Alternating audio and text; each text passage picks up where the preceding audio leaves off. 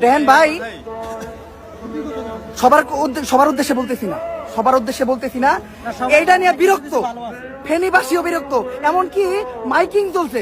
দেন আমি গাজীপুর থেকে আসছি, আমার তখন কষ্ট লাগে যখন এখান দিয়ে মাইকিং দিয়ে কয় যে ঢাকার থেকে যারা আসছেন ভাই, আমরা ফেনীর মানুষ এত গরিব না, ওই আপনারা সাইডটা নিয়ে আইছেন, ওই 10 জনে একটা বোর্ডে শোতে আইতেছেন।